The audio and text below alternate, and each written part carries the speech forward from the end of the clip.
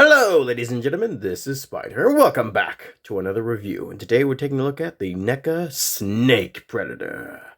This figure released back in 2011 and based on their appearance from Predator 2. So, to get things started, we'll take a look at the packaging. Okay, here we have the box here. You got the outer bubble, which doesn't really have anything on it, so we got the back card, which is not as destroyed as Stalker's was, so we can actually take a look at the artwork here. You can see you got the head of the main Predator from the second film. You got some symbols across here for some reason, and a nice little cityscape.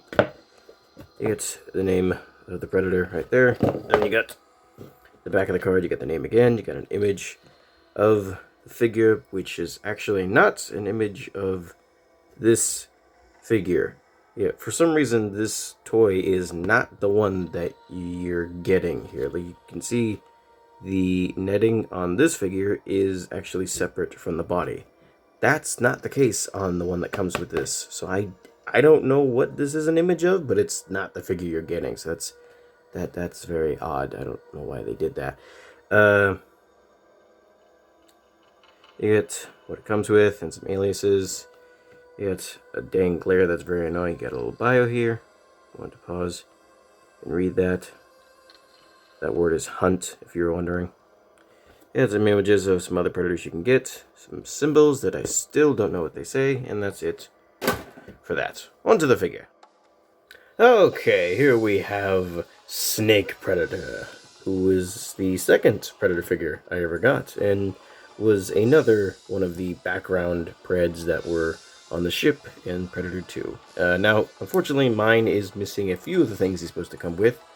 Like, there's supposed to be a necklace here that I lost so long ago that I forgot he even was supposed to come with it in the first place. He also had a fur pelt that went across his shoulder, and I bumped the camera. That, unfortunately, broke on mine, and I thought I still had it somewhere, but apparently I don't, because I can't find it anywhere. And I'm kind of upset about that, because it completed his look, and now that it's gone, he looks kind of naked without it, so it's bugging me a little bit. But anyways, to get to this started, we shall take a look at his articulation. So, he's got a ball joint at the head, so we can look that far up, that far down, look all the way around if you so wish. You get some nice side-to-side movement. The shoulder can go that far out. Armor bit moves to accommodate. Arm moves all the way around. You get a rotation at the elbow and a pitiful bend. That's just no. You get a ball joint at the wrist, so you get some nice movement there. You also get a ball joint at the waist, which will move this out of the way because it sometimes gets caught. So you get a little bit of a arch and. No, that's an arch, though. The other one was a crunch. A little bit of an arch and a little bit of a crunch. Goodness, I can't speak. Arch, he can do that. He also can move side to side as well. Not a lot, but there's a little bit of movement there. Stalker could also move side to side. I just didn't know that, so I wasn't able to cover it in that review. And we have the legs. Can move that far forward, can kick that far back. You do get a very tight ass rotation at the thigh. Ooh, whoops, knocked over my note card. It gets a very nice bend at the knee, and the ankle is at a ball joint, so you get some decent movement out of that. And that is it for the figure's articulation. And overall, it's alright. It definitely shows the age of the figure with how limited some of the joints are. They're just... It's okay. Not great, but not the worst I've seen. Now we're done with that, we can bring him in close here and start taking a look at the details. Bring up the camera here a bit. Focus in on that ugly mug there. Look at that mean old predator face. Now he's got these cool patterns on his head, which I imagine these are why he's called Snake Predator, because they kind of look like patterns that you would see on a snake.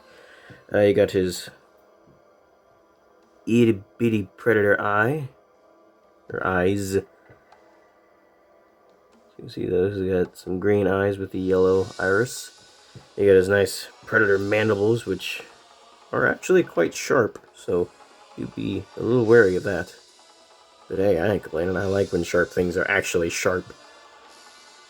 You got some nice, very nice detail on the mouth. All that's pretty cool. They even have, he does have kind of the inside of his mouth detail as well. That's very nice. You got his torso.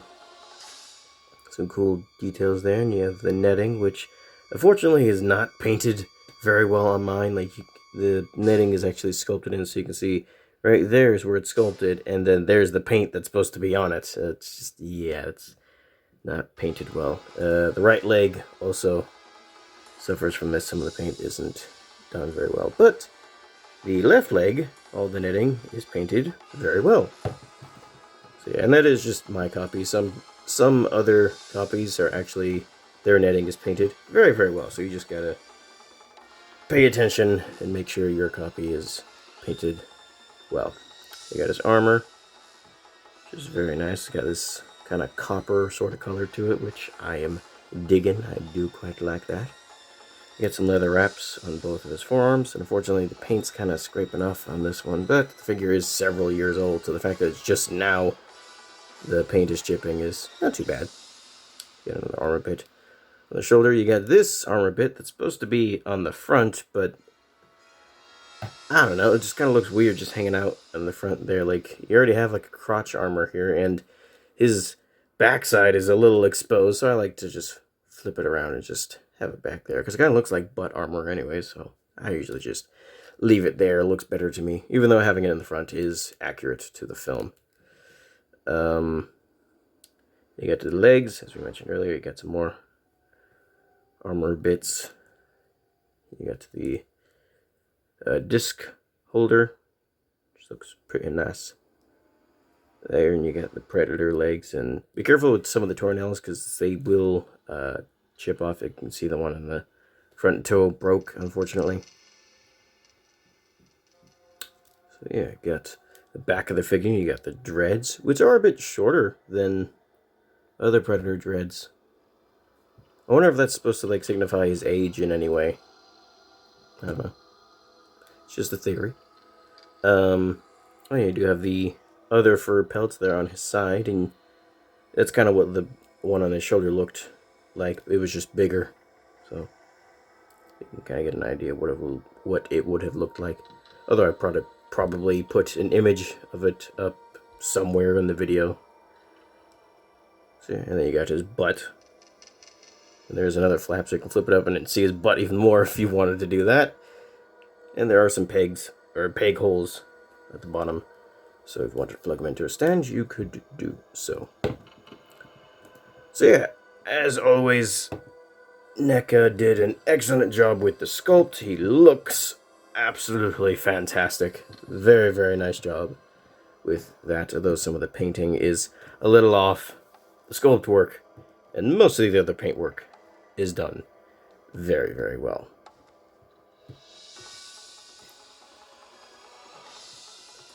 So that's pretty much it for the figure. Now we move on to his accessories.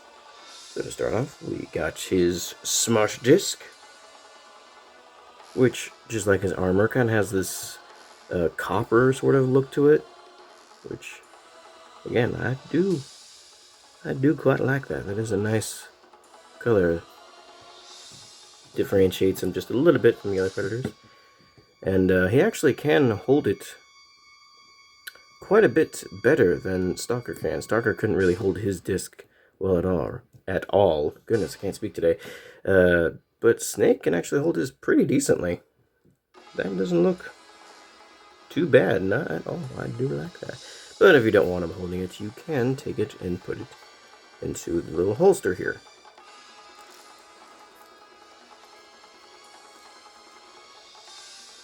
Now the holsters are they're not great at holding in the discs. Like, they're not terrible either, but like because it's rubber, if you like bend it in the wrong way, the disc can easily pop out. So just make sure it's nice and secure, and it should probably stay in place. I don't know, we'll see. Alright, now we can take a look at his combi stick, and unfortunately I did lose the one that's supposed to come with this figure, but we can take a look at the one that came with Stalker, because it's the exact same mold, just a different color. As you can see here, it looks like. Pretty cool, and like I said, it's the same mold that's supposed to come with this one, except his was a bit more of a bronze color than this darker brown. And you can have him hold it into his hand like that. Now we have the Predator all armed up as he should be. And I bumped the camera again. Man, I'm having a big problem with bumping the camera today. I don't know what's going on. I had to cut out one other bit because I nearly knocked the whole camera over. Anyways, I think that is all I wanted to say about this figure, so we shall move on to the size comparisons. Alright, to start off the size comparisons, as always, here it is with a LEGO minifigure. With the Pack of Destruction minifigure Mothra. With the Pack of Destruction minifigure Godzilla. And on to some more relevant size comparisons. Here it is with the Reaction Figures Masked Predator. With the NECA Aliens Xenomorph Warrior from 2013. And finally, here it is with the previous review, the NECA Stalker Predator. So here you can see how he scales with his clanmate. And that's pretty much it for that. Now, it's measuring time!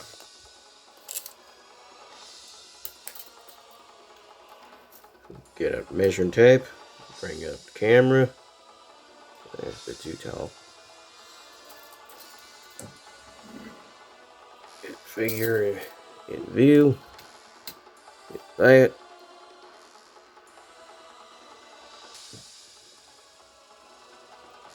You can see he is a bit over 8 inches tall, so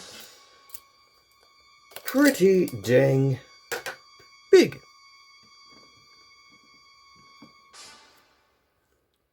So that is pretty much it for Snake, and overall, he's not too bad. He is a bit dated in some aspects, but overall, I still like him. He's a neat figure, and he looks pretty dang cool. So yeah, if you're a fan of the Predators from Predator 2, it's not a bad one to pick up. And if you did want one for yourself on eBay, it's going for around $50 to $70, which it's a bit too expensive for this guy in my opinion. Honestly, if you can find one for more around like $30, that would be more reasonable, but 50 to 70, no, he ain't worth that. Not at all. Especially with how dated the figure is and how limited the articulation is. Yeah, no, don't pay more than like 30 something for this guy. And if you are a fan of this design but wanted a more updated figure, they did release an ultimate version not too long ago, so maybe try for that one. But yeah, that's pretty much all I've got to say. Hope you all enjoyed. See you later. Sayonara. Bye.